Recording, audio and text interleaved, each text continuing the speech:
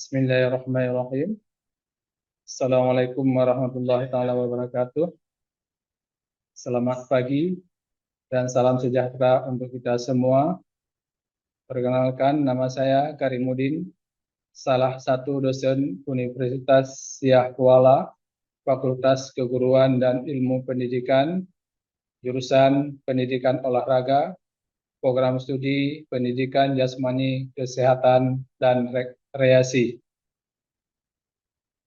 Video ini dibuat untuk melengkapi persyaratan dalam pengajuan sertifikasi dosen. Sebagai seorang dosen berkewajiban melaksanakan pengembangan tridharma perguruan tinggi yang meliputi pengajaran, penelitian, publikasi ilmiah, dan pengabdian pada masyarakat. Pada bidang pengajaran, konsentrasi saya salah satunya pada mata kuliah pengembangan aktivitas kebugaran jasmani. Mata kuliah ini terdiri dari 2 SKS yang merupakan mata kuliah wajib yang harus ditempuh oleh mahasiswa. Dalam video ini saya mengajarkan menggunakan metode diskusi interaktif, kolaboratif sesuai dengan capaian yang diharapkan. Pada mata kuliah pengembangan aktivitas kebugaran jasmani bertujuan untuk memberikan pemahaman dan keterampilan kepada mahasiswa tentang konsep dasar, prinsip latihan, dan praktik kebugaran jasmani, termasuk evaluasi serta penyusunan program latihan kebugaran jasmani. Pada pertemuan ini, mahasiswa diharapkan yang pertama, mampu memahami konsep dasar kebugaran jasmani dan prinsip-prinsip latihan yang efektif untuk meningkatkan kesehatan, serta dapat merancang program latihan yang sesuai dengan tujuan kebugaran jasmani, baik untuk individu maupun kelompok, dengan memperhatikan faktor-faktor seperti intensitas latihan, durasi latihan, dan frekuensi latihan.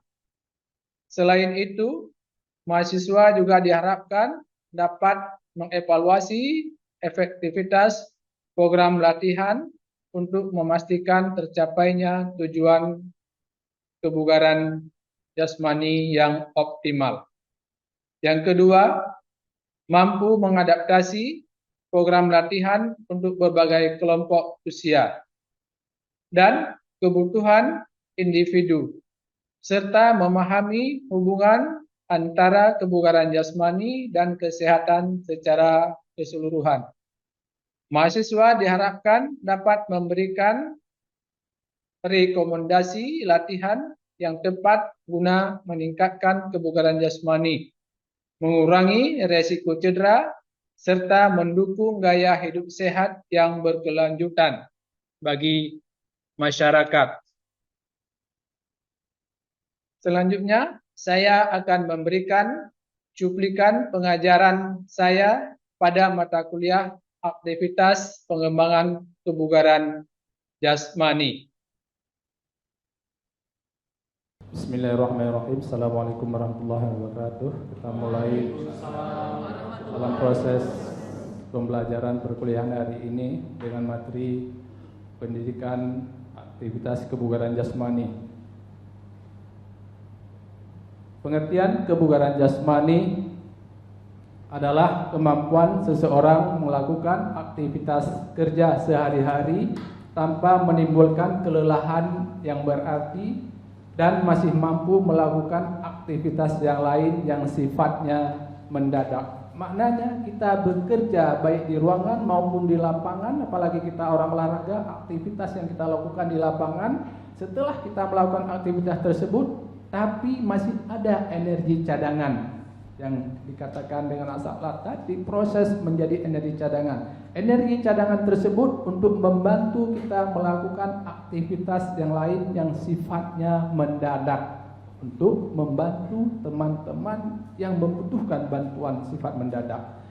Ada juga kebugaran dan kesehatan dicapai melalui program pendidikan jasmani dengan tujuan tertentu dan terencana serta berkesinambungan dengan beban kerja yang cukup berat serta dilakukan dalam jangka waktu yang cukup lama teratur. Kegiatan tersebut berpengaruh terhadap kemampuan kapasitas organ tubuh seperti paru-paru, saraf, tulang, ligamen dan lain-lain. Aktivitas yang kita lakukan tersebut juga dapat meningkatkan kapasitas jantung paru kita, dapat meningkatkan otot kita, dapat meningkatkan saraf untuk daya berpikir.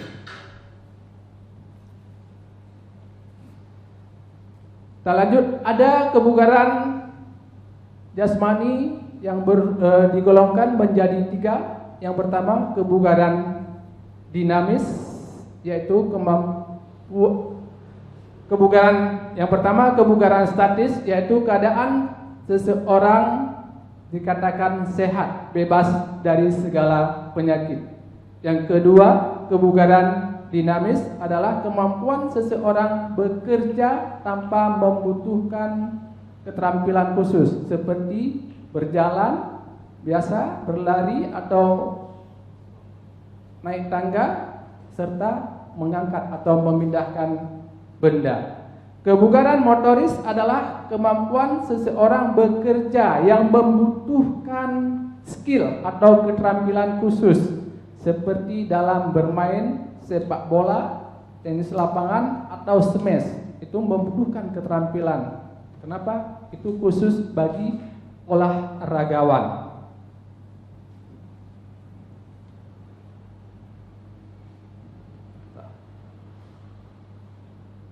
Seseorang yang sehat belum tentu bugar, sebab untuk dapat mengerjakan tugas sehari-hari tidak hanya dituntut bebas dari penyakit saja, akan tetapi juga dituntut memiliki kebugaran dinamis, khususnya olahragawan yang dituntut memiliki kebugaran motoris agar dapat berprestasi dengan maksimal. Ini ada kaitannya dengan kebugaran motoris. Untuk olahragawan harus tetap dijaga kebugaran motoris untuk mencapai prestasi yang maksimal. Orang yang bugar sudah tentu sehat. Kita hari ini yang datang di ruangan ini semuanya sehat, akan tetapi belum tentu bugar. Bagaimana untuk melihat bugar seseorang? Maka harus dilakukan tes di lapangan. Setelah dilakukan tes, kita lihat tingkat kemampuannya. Apa nilai kategorinya? Sangat baik, baik. Kalau keluarnya sangat baik, sudah jelas kita sehat.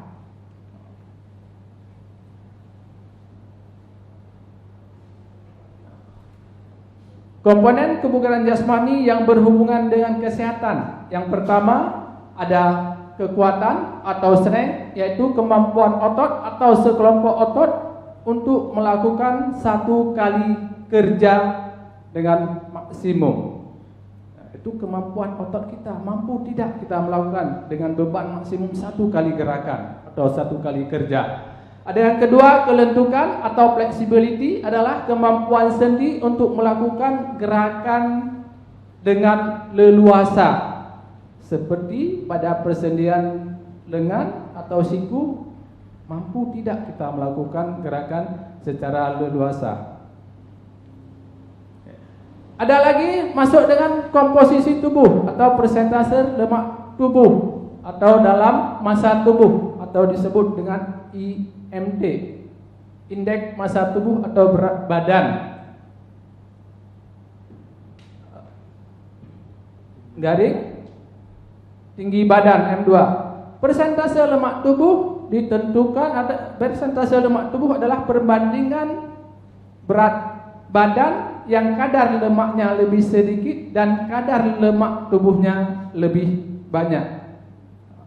Bukan berarti orang yang kurus tidak ada lemak tubuh, ada lemak tubuhnya, tapi tingkat kadar lemaknya lebih rendah dibandingkan dengan orang yang gemuk, kadar lemak tubuhnya lebih banyak sedikit.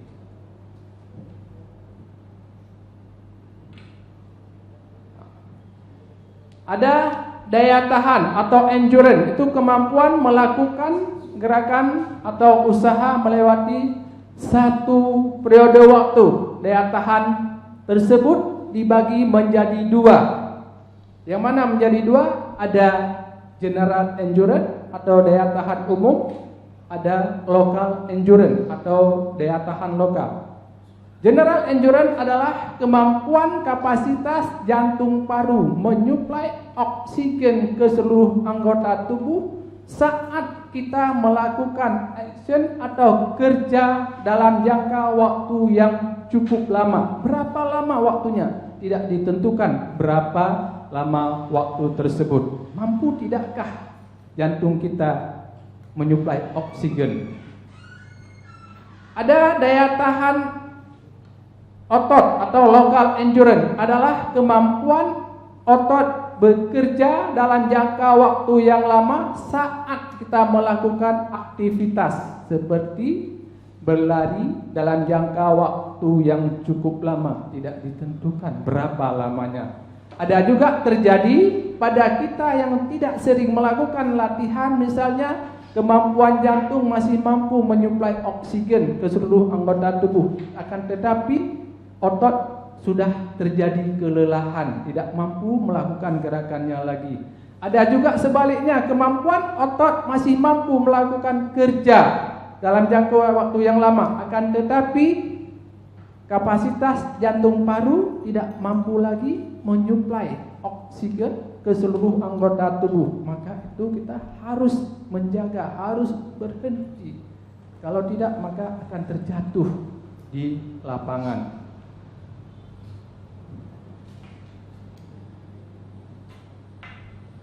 Ada komponen kebugaran jasmani yang berhubungan dengan keterampilan. Yang pertama, kecepatan atau speed, kemampuan untuk berpindah tempat dengan waktu yang sesingkat-singkatnya.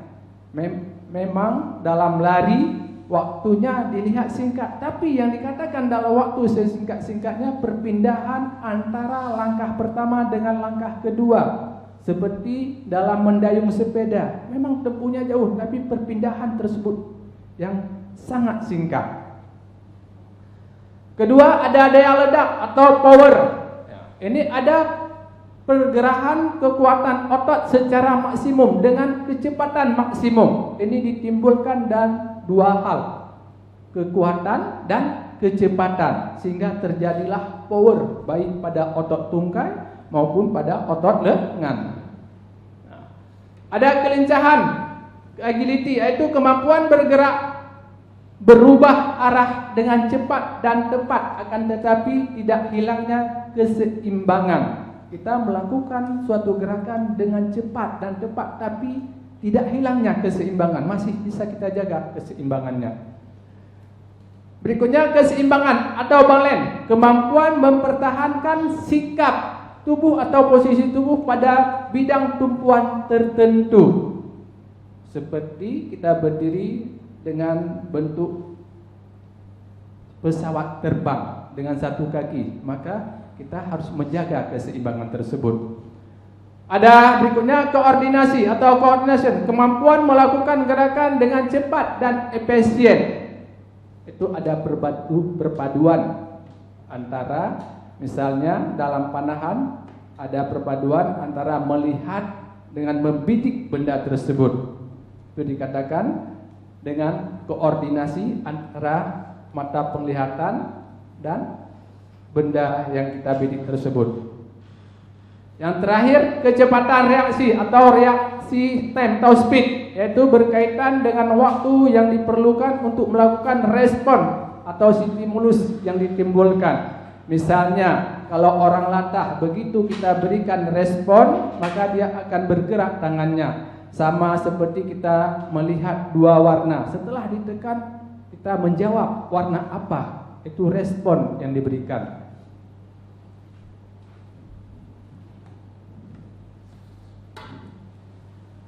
Ada faktor yang mempengaruhi kebugaran jasmani. Di sini ada genetik, gen daripada orang tua kita, usia, seperti usia bapak, Ini sudah 50, tingkat kebugaran jasmaninya tidak bisa ditingkatkan lagi, hanya bisa dijaga. Ada jenis kelamin, ada aktivitas fisik yang kita lakukan secara rutinitas minimal seminggu 3 kali atau 5 kali. Ada kebiasaan olahraga, ini aktivitas juga olahraga yang kita lakukan. Status gizi, masukkan gizi ke dalam tubuh kita, berapa kalori yang kita masukkan, berapa kalori yang kita keluarkan. Ada kadar hemoglobin, status kesehatan, kebiasaan merokok juga berpengaruh terhadap kebugaran jasmani, serta kecukupan istirahat.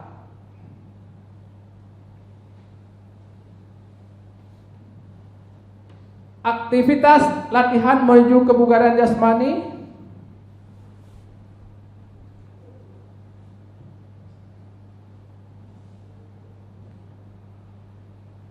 Intensitas latihan atau dosis latihan yang diperlukan. Maka itu dikatakan aktivitas. Itu dilihat dari denyut nadi maksimum. Oke. Baik. Hanya ini materi pada hari ini yang Bapak sampaikan. Ada yang kurang memahami atau kurang paham tentang materi hari ini? Ada yang mau ditanyakan? Oke, baik, silakan. Assalamualaikum warahmatullahi wabarakatuh. Waalaikumsalam warahmatullahi wabarakatuh. Terima kasih Bapak telah memberikan kesempatan untuk bertanya. Jadi hari ini saya lihat tadi ada yang namanya kebugaran dinamis. Nah, di situ saya masih kurang memahami ataupun agak keliru di bagian tersebut. Terima kasih Bapak.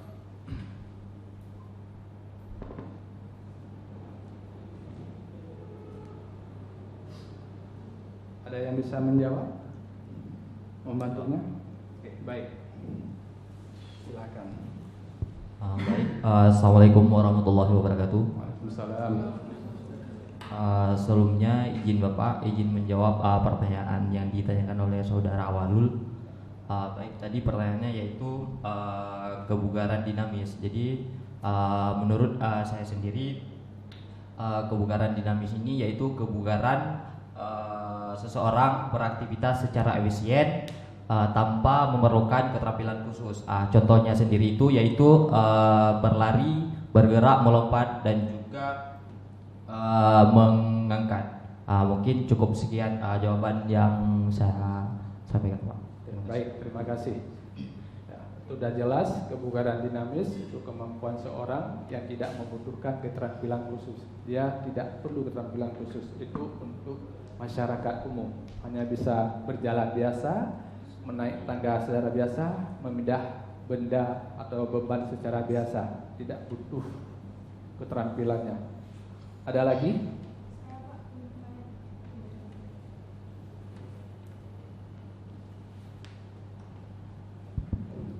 Baik, kan ada tadi Bapak menjelaskan tentang kebugaran statis. Nah, Ya, saya tadi ada mendengar Bapak menjelaskan statis, tapi di sini saya kurang memahami, Pak. Apa itu kebugaran statis? Oke, baik. Siapa? Ada yang bisa menjawab? Oke, silakan.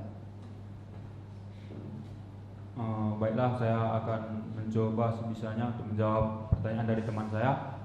Apa itu kebugaran dari statis? Yang saya tahu, kebugaran statis ini adalah keadaan seseorang yang bebas dari penyakit, bebas dari cacat, atau bisa kita sebut benar-benar sehat.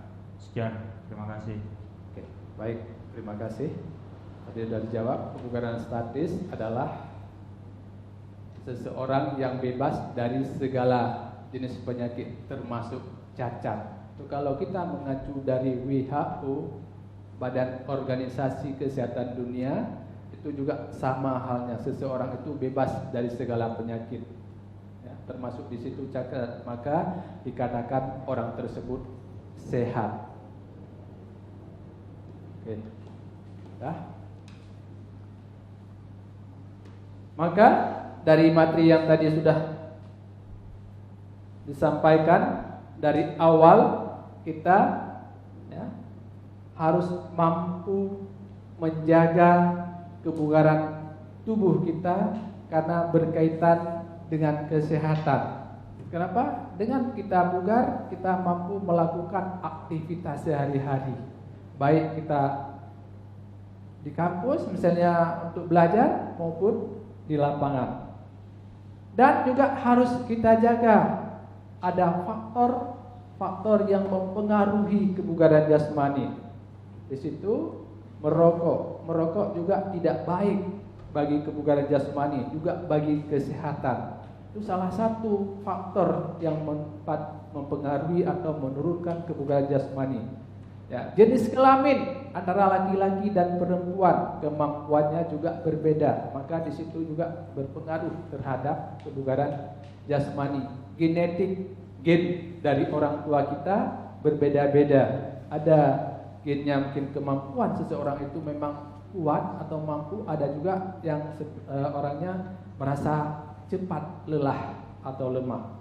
Nah, ada yang terakhir tadi tentang komponen kebugaran jasmani yang berhubungan dengan kesehatan. Yang terakhir lemak tubuh atau berat badan yang lemaknya lebih banyak, ada berat badan yang lemaknya lebih sedikit. Jika kita mengacu pada hal tersebut, pada kerangka tubuh manusia itu ada 3, endomorph, ectomorph, dan mesomorph. 3 itu berbeda-beda. Ada kerangka tubuhnya yang kurus, ada kerangka tubuhnya yang ideal, ada kerangka tubuhnya yang gemuk. Berarti yang kurus ini bukan tidak ada lemaknya, ada, tapi kadarnya lebih sedikit. Sedangkan yang gemuk lemaknya lebih banyak.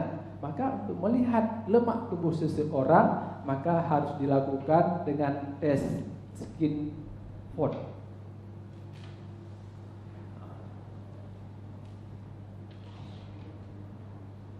Setelah itu tentang komponen kebugaran jasmani yang berhubungan dengan keterampilan tadi. Ada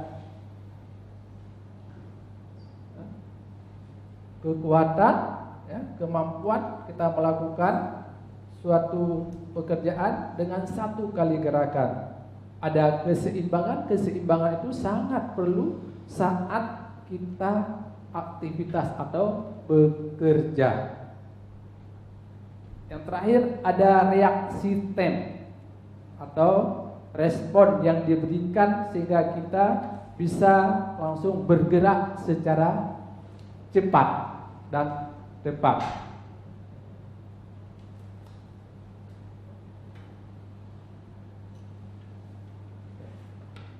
Nah, sedangkan untuk melihat kekuatan atau daya tahan itu bisa kita lakukan dengan misalnya kekuatan otot lengan, bisa dilakukan dengan push up. Nah, kalau misalnya otot kaki bisa dilakukan dengan squat jump. Sedangkan daya tahan untuk kapasitas jantung paru bisa kita lakukan dengan berlari semaksimal mungkin sesuai dengan kemampuan kita masing-masing.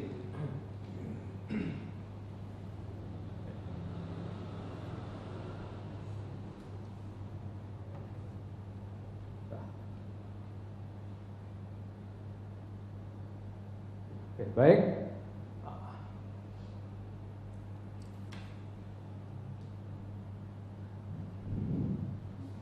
Oke, baik. Terima kasih untuk hari ini.